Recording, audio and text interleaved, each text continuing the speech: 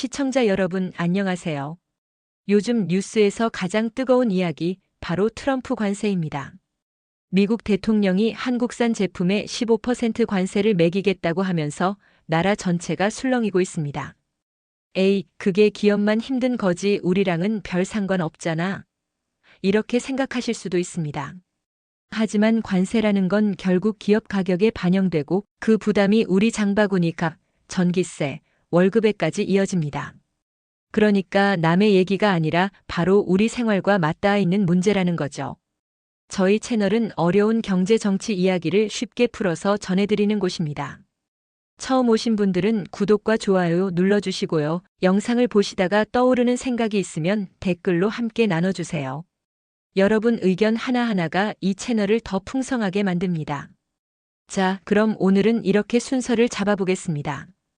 먼저 기업들은 앞으로 20년을 어떻게 버텨야 하는지, 그리고 국민 한 사람 한 사람은 어떤 준비가 필요한지, 마지막으로 세상을 바꿀 5가지 키워드를 짚어보면서 정치기업 개인이 함께 나아가야 할 길을 정리해 보겠습니다.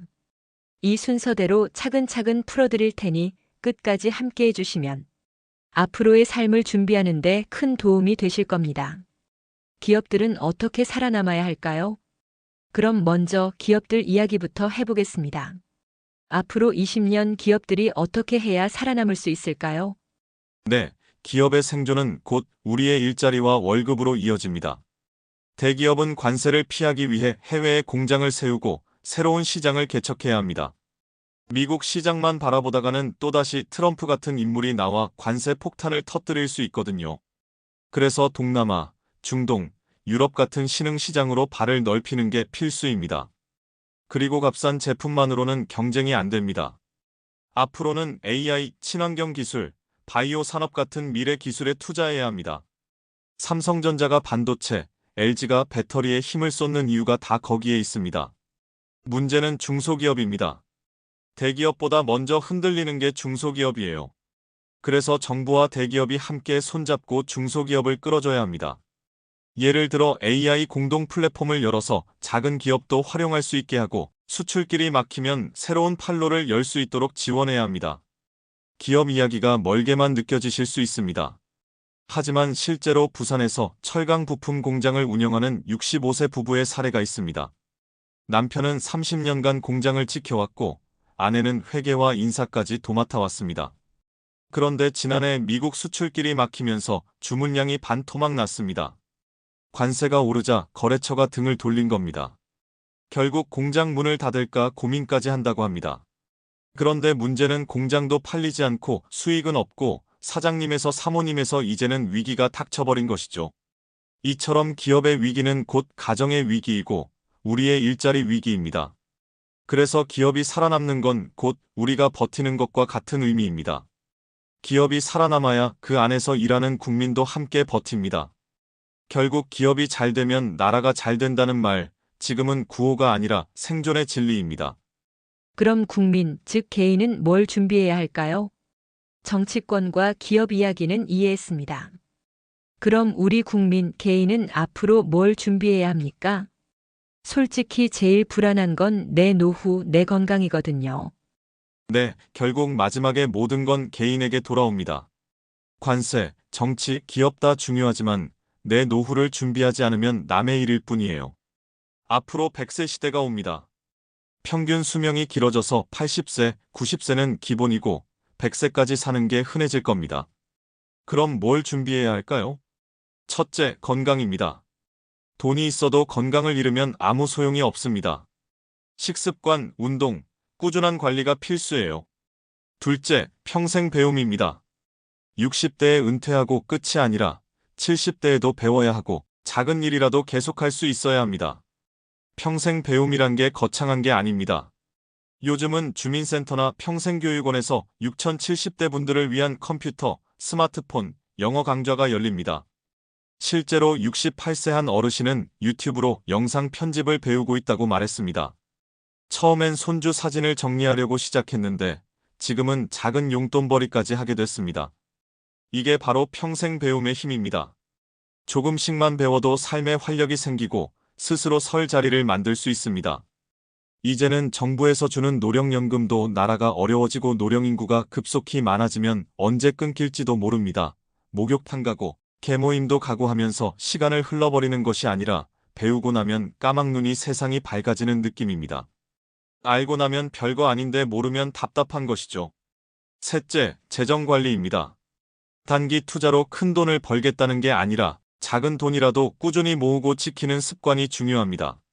마지막으로 관계입니다. 나이 들어 외로움에 갇히면 그게 더 큰 고통이 됩니다. 사람들과 이어지고 사회와 연결돼 있어야 합니다. 그러니까 앞으로 20년 개인에게 필요한 준비는 돈, 건강, 배움, 관계 이 네 가지 축이라고 보시면 됩니다. 관세와 경제 얘기가 멀리 있는 것 같아도 결국 다 내 노후 준비와 맞닿아 있는 거죠. 앞으로 20년을 바꿀 변화 중에 제일 많이 듣는 말이 AI, 인공지능이잖아요. 근데 솔직히 AI가 뭐 그렇게 대단한가요? 그냥 컴퓨터 좀 똑똑해지는 거 아닌가요? AI는 단순히 컴퓨터가 빨라진 게 아닙니다. 이미 병원에서는 AI가 암을 조기 발견하고 있고 은행에서는 대출 심사까지 합니다. 운송업, 제조업, 심지어 예술과 글쓰기까지 파고들고 있죠. 앞으로 2020년 안에 기존 일자리 절반 가까이가 달라진다는 전망이 나옵니다. 정치권은 교육개혁을 해야 합니다. 사라지는 직업만 걱정하지 말고 새로운 직업을 준비할 수 있도록 평생 학습 체계를 만들 필요가 있습니다. 기업은 AI를 외면하면 바로 뒤처집니다. 경쟁력은 사람이 아니라 AI를 얼마나 잘 쓰느냐로 갈리게 될 겁니다. 개인은 나는 나이 많아서 공부 못해라는 생각을 버려야 합니다. 스마트폰 쓰듯이 필요한 만큼만 배우면 됩니다. AI와 경쟁하는 게 아니라 AI를 내 도구로 만드는 게 앞으로 20년을 버틸 힘입니다. AI만 중요한 게 아닙니다. 기계가 우리의 일자리를 바꾸는 동안 또 다른 거대한 파도가 밀려오고 있습니다. 바로 고령화, 100세 시대입니다. 앞으로는 기술과 인구 변화가 동시에 우리 사회를 흔들게 될 겁니다. 100세 시대라는 말은 많이 들었는데 그게 그렇게 심각한 문제인가요? 오래 살면 좋은 거지 않나요? 오래 사는 건 축복이지만 준비 없으면 고통이 됩니다. 지금도 노후 파산, 독거노인 문제는 심각하죠. 앞으로는 훨씬 더 많아질 겁니다. 정치권은 연금 개혁과 돌봄 인프라를 반드시 마련해야 합니다. 지금처럼 미루기만 하면 미래 세대가 다 떠안게 됩니다. 기업은 시니어 산업에 눈을 돌려야 합니다. 헬스케어, 실버주택, 노인 친화 금융 상품, 이런 것들이 새로운 성장 동력이 됩니다. 개인은 나는 아직 멀었어라고 생각하면 안 됩니다. 50대부터 노후 준비를 해야 70대, 80대가 편안합니다. 건강제 정사회적 관계, 이 세 가지를 챙기는 게 바로 100세 시대를 사는 비결입니다. 요즘 날씨가 덥다 춥다 난리인데 이게 진짜 기후위기라 그런 건가요? 그냥 자연현상 아닌가요? 기후위기는 이미 현실입니다. 폭염, 홍수, 한파가 일상처럼 반복되고 있잖아요. 이건 단순한 날씨 변화가 아니라 에너지 구조와 산업 구조까지 뒤흔듭니다. 정치권은 원자력 재생에너지 수소 에너지 같은 새로운 에너지 전략을 균형 있게 추진해야 합니다. 이걸 못하면 국제 경쟁에서 밀립니다. 기업은 ESG 경영, 친환경 기술 투자가 생존의 조건이 됩니다. 친환경 못하면 글로벌 시장에서 퇴출될 수밖에 없습니다. 개인은 생활 속에서 에너지 절약을 실천해야 합니다. 여러분도 요즘 전기세 고지서 받아보고 깜짝 놀라지 않으셨나요? 이건 단순히 돈 문제가 아니라 우리가 에너지를 어떻게 쓰느냐가 곧 생존의 문제라는 뜻입니다. 작은 절약이 모여서 기후위기 대응이 되는 겁니다. 앞으로는 에너지를 어떻게 쓰느냐가 곧 생존의 문제로 이어질 겁니다. 뉴스 보면 맨날 미국, 중국이 싸운다는데 우리 같은 보통 사람한테 무슨 상관이 있나요? 미중 패권 경쟁은 앞으로 수십 년간 계속될 겁니다. 이 싸움에 따라 무역, 기술, 안보까지 다 영향을 받습니다.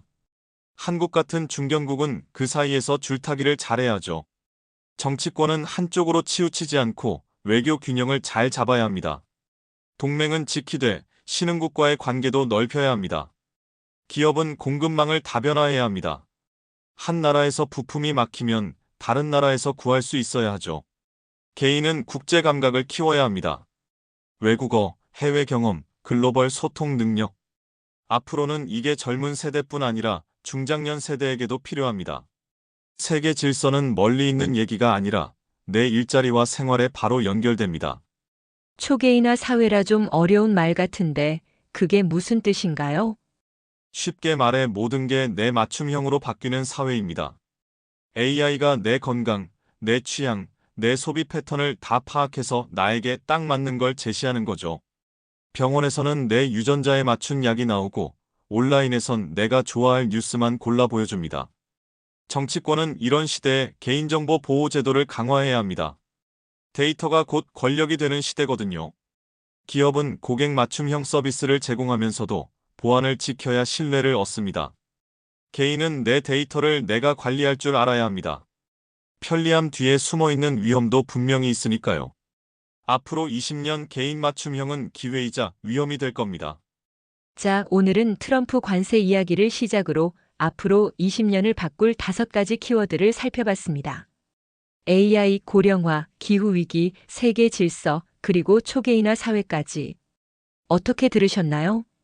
정치권은 장기 전략을 세워야 하고 기업은 새로운 시장과 기술에 도전해야 합니다.